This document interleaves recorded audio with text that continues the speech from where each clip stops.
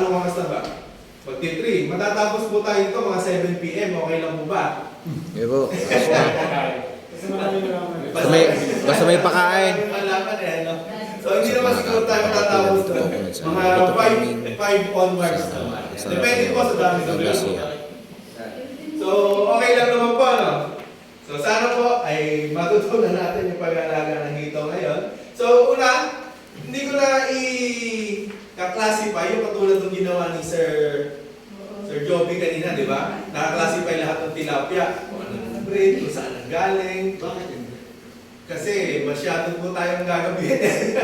Kasi sa sobrang dami natin pag-uusapan, ang gusto ko lang pag-usapan natin yung pagkakakitaan, yung pwede nating alagaan at saka yung inaalagaan ko. So, di ba? Medyo, sasabihin ko po yung native na catfish. Ano tawag dito? Yung kahit sa earth pan, tapos matagal yung inalagaan, pwede po siyang lumaki ng mga 3 kilos, 5 kilos, or 8 kilos. Lalo na pagka mga breeder. Kung nakita niyo yung isang video ko na ang laking hito no? Tabang-tabang ko, halos mga 12 po yun, 4 kilos ang isa. So, kung kayo papipiliin, dun po ba sa 250 grams o dun sa lumalaki ng laki ng almost, sabihin mo ng 1 kilo in 1 year or in 6 months. So, in business side, syempre, mas pipiliin natin yung mas... Bakit ko po nasasabi yung mga ranges ng months? Mamaya, sasabihin ko, kapag nandun na tayo sa discussion ng housing. Yan. Kasi meron din po tayo tinatawag kasing fast growers. In 3 months, kumbaga, kapag po nagpapakain po kasi kayo, meron po talaga dyan fast grower. So kung ano po yung mga fast grower na yun, sila po yung masisiba, sila po yung mas maraming nakakain, syempre, sila yung unang mong pwedeng ibenta.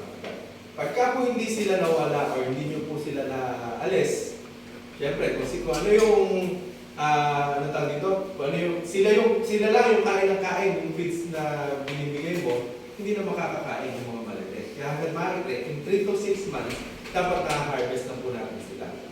And, ano pa ba yung characteristics? High survivability.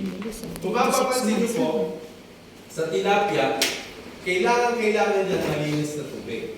Kailangan dyan Malinis nga. Malinis sa tilapia. ang hito po, kahit na yung ginagamit po namin dyan, intensive na po yun. Pero, pwede ka pa rin mag-super intensive. Yun nga yung sinasabi nila, 150, 200. Pero kailangan, advance ka na. Kapag-alaga ka lang muna or nagamay mo na yung pag-alaga ng hito. Kapag palaki ka na, madami ka na, kumikita ka na. Tsaka ka na lang muna mag-super intensive. Kasi kailangan mo na doon, aerator. Kailangan mo na doon, steady supply ng tubig. So, dito muna tayo sa pambigil. Yung 100 pieces per square meter. Circular pan, sinasabi na yung 100 pieces. Apo, circular pan and concrete pan. Kapag ka po doon sa earth pan, 20 pieces per square meter po tayo. 20 pieces. Doon po sa record, meron po tayong recording. Nire-record po natin. Tapos yung sa slides, i-send din po natin to via online. Yan. Ano ba? Brackish water, hindi po siya tubig alat. Kailangan tubig tabang. Ayan. So hanggang maaari, ang source nyo po is deep well. Pwede rin naman po yung galing irrigation, pero hanggang maaari, alamin nyo po kung saan nanggagaling yung irrigation water ninyo. Kasi baka mamaya, may mga lason, may mga 70% ng gasto sa isang cycle nanggagaling sa feeds or sa pakain. Kahit ano po ipakain ninyo.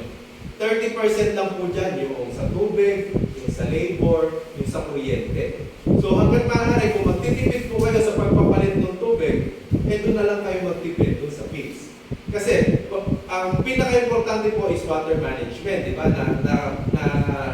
Na-discuss nga ni Sir Joby kanina. Pagka po hindi po maayos yung water management ninyo, hindi po malinis yung tubig ninyo, nagtipid kayo sa pagpapalit ng tubig. Uy, okay pa naman yan, nabubuhay pa naman yung isda ko, hindi ako magpapalit ng tubig. Kumbaga, hindi lalaki yung ito nyo, hindi kayo magkita. Dito po kayo maghanap ng alternative dun sa huge jump, di ba? 70% ng gastos ninyo. Sabihin nyo na 70,000 yung gastos ninyo para madaling computer, 100,000 eh. 70,000 gastos ninyo sa feeds. 35% or 35,000 na natipid nyo sa feeds. So, 35,000, maliwanag, kita nyo. Paano ba tayo makakatipid sa feeds? Parang wala. Mamaya sasabihin natin. Ayan. Unang-una, anong gagawin natin? Unang-una, kunyari, pagka nabuhay na, i-drain natin yan kung may tubig and dry the pan. Panatilihin natin kailangan maaari tuyong-tuyo. Bakit? Kasi kung may nakalagay na tubig dati yan, mapapatay natin yung mga residente doon sa tubig ngayon. Na pwedeng kumain sa fingerlings na ilalagay natin kapag hindi natin sila nabuksan. Yan. So, pangalawa, kailangan po pinatuyo. Pinatuyo. Pinatuyo po. Yun po. Okay lang patuloy yung iba, tsaka yung chicken manure. Opo, kung ba yung iba nun kung lang naman, iibabaw lang naman. Basta po yung may chicken manure. Yan. Bakit kayo nag-try ng talaga? Yun po kasi yung sinabi sa akin ng mga nakakaalam sa akin. Parang nakalagay ng overflow. Hanggat maaari, lagyan nyo rin po ng overflow. Para kapag umuulan, yung sobrang tubig na nagdadagdag niya, matatapon na po. Pero siyempre, yung overflow, lalagyan natin ng screen para hindi po sasama yung tipo natin. So ano pa ba yung ibang hollow blocks? Tapos may dinrill po kami bakal. Kung saan doon po i-welding yung steel matting po natin. Yung size po ng steel matting po natin, nabibili lang po yan sa hardware. Ang size po niyan 6 by 20. 20 feet. Ayun. Thank you. Tapos, hinati po namin yun sa gitna. Kapag po natin yung sa gitna, di magiging 3 by 40 feet. So, saktong-sakto na po yun dun sa tarapal po natin na ibinebenta namin ng 8,500 na available po namin yan dito. Di ba? Nag-market pa. So yung isa, pwede na dyan. Opo, kasya na po yan. So, yung Dodoble mo, dodoble. opo, tarapal na binibenta natin na 8,500 na isa. Ang diameter po niyan ay, nakalimutan ko na tuloy bigla, 12 feet. 12 feet ang diameter po nito. Ayan. So, may butas na rin po yung sa gitna, kaya kapag po nilagay niyo po yung pipe nyo dito, naka-ready na doon. Naka-ready na po doon. Tapos, kapag po, ayan po, bago po ilagay natin yung pan, tinabunan na po namin ng, kayo po pwede nyo po semento yan, pero kami, ang ginawa namin, tinabon namin yan, lupa, yung bato, tsaka buhahin sa pinakaibabaw. Opo. Pero dapat elevated, slanted, yung parang cone type. Slope, ayun, sorry. Yan.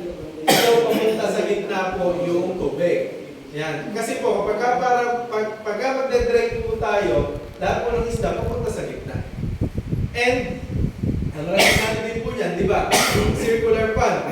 Kapag yung isda umiikot, di ba, may mga tae-tae po yan, may mga sobrang pits. So, tumitining po yung dumi niya, pupunta din dito sa gitna.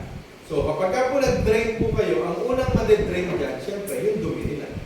So, mas makakabawas po yun ng ammonia doon sa tubig na inaalagaan po natin. May butas pa yun.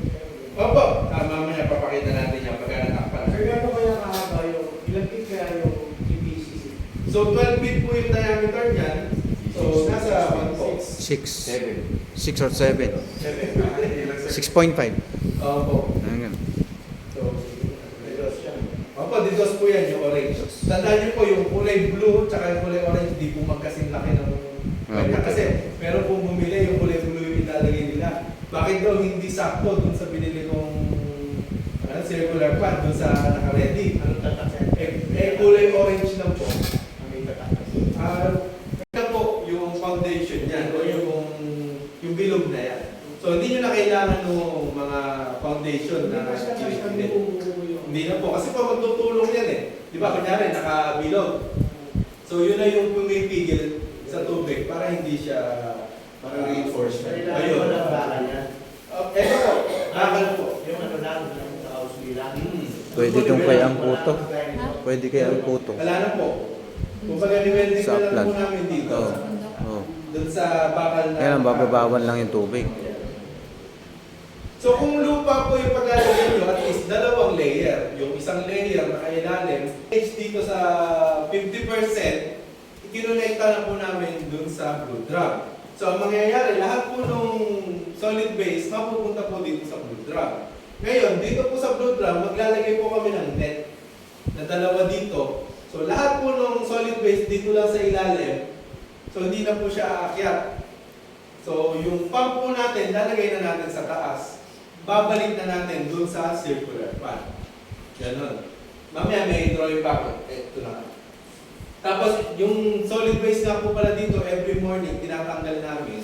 Tinedrain namin dito, kaya mayroon po siyang sariling drain. So ganito po yung picture na drawing na ginawa ko. Ito po pala yung end na yung pinakagawa. So naglagay din po kami ng net. So importante po kasi may takip yung pan po natin. Kahit na po hindi yero, kasi kapag yero, natatakpad po yung araw So mas maganda rin po naaarawan. Bakit po tayo naglagay ng net? Para yung mga dahon-dahon, hindi po diretso dun sa tubig natin or dun sa circular pan natin. So dun sa YouTube natin, meron po tayong mga shorts or mga video. So kung gusto niyo po, i-message niyo lang po ako. Kasi po sa inyo yung mga link. Yan, kung paano namin ginawa yung aming circular pan. So ito po yung pinaka-drawing na napakaganda. Kanina ko lang po ginawa. So ito yung butas-butas na pan. Ito yung sinasabi kong net. Dalawa. Ayan. Then, ito po yung pump. So, walang po yan, yung sinasabing aquarium pump na nabibili po sa Shopee kahit ano mo naman po. Tapos, naglagay po kami ng pipe, yun, pabalik po dun sa ating circular pan. So, recirculating na po siya, hindi na nasasama yung mga dumi nung mga isda natin at saka yung mga excessive na feeds natin. So, every morning, tatanggalin niyo yan para mas nalilinis po yung tubig natin. Dito, nag-incorporate po kami ng one-way recirculating filtration kasi kaya naman po makasurvive kung dito natin kahit one-way lang. Pero nasa sa inyo pa rin po kung anong gusto nyong filtration. Saging. So, yung katawan po kasi ng saging yan.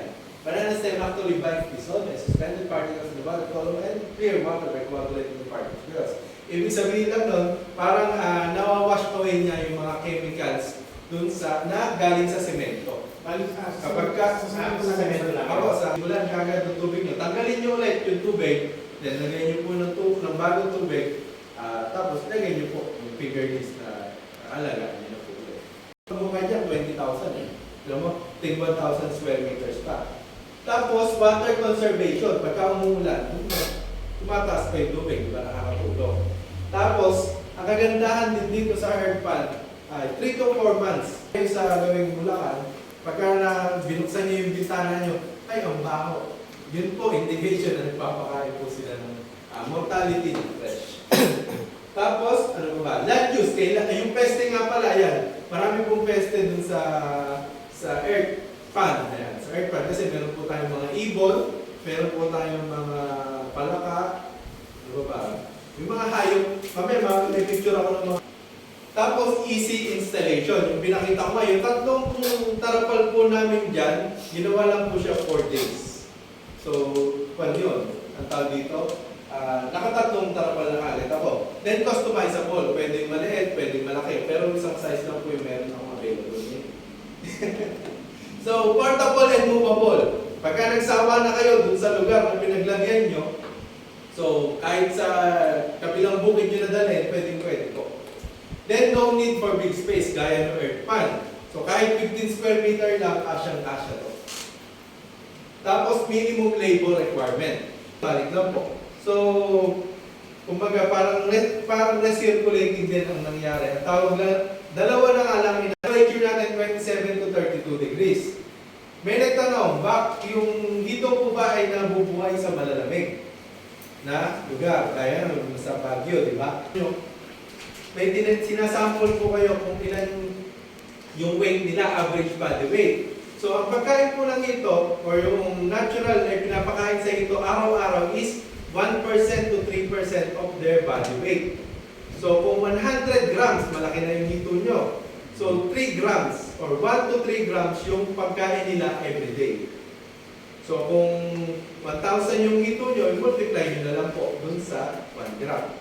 So, yun po yung papakain nyo. Nakahatiin nyo sa buong araw. So, 1 to 3% ng average body weight nila yung papakain nyo. Pero, ganito, sa pagpapakain po ng hito, Kailan ka na mag-timbang para sa umaga po. every week? Oh, di po, daily. Daily? O, pagka nagpapakain po. Kahit po sa tao, daily po nagpapakain. Hindi, kung hindi sabihin. Daily mo titimpangan. Yung sa hito, Ah. opo, kwan po, kapag po nagsasizing na kayo. Yan po. Sa ako naman, doon sa pagpapakain po, ganito po ang practice namin dito. Kailangan, kunyari, na-attain nyo na kailangan nyo ng 1 kilo sa buong maghapon, may kalahating kilo sa unang pakain, kapag 100 grams na. Pagka nagsaboy po kayo, kailangan magpapakain pasabog para nakikita nyo na kumakain lahat. Mga 5 sabog kayo, kumakain pa rin, then sabog pa rin. Pagka naka-6 or 7 na kayo sabog, wala nang kumakain, tigil na po kayo. Kasi kapag ka puro, kunyari, half kilo yung dala nyo, tapos sinabog nyo na lang lahat, hindi naman lahat kinakain, makakakontribute na lang po yun sa domain ng tubig. Or pupunta na lang dun sa ilalim yun, hindi nakakainin nun dito. Kasi doon na nga lalabas yung mga fast grower na hito, na sila lang yung kumakain sa una, pero yung mga mahihina, hindi pa kumakain. So nasasayang lang yung mga feeds na pinapakain. So kailangan, magpapakain kayo ad libitum lang. Hanggang kumakain sila, doon lang kayo nagpapakain. Yes po. Kayo nagsimula 3 times a day. Kapag ka po malalaki na, yung marketable size na 150 grams to pambenta na, twice a day na lang po. Umaga at hapon. Umaga, tanghali, hapon, 2 times a day. Opo. Sa 5 inches. Opo. Tapos, ayan, observed stocking density. Kailangan maayos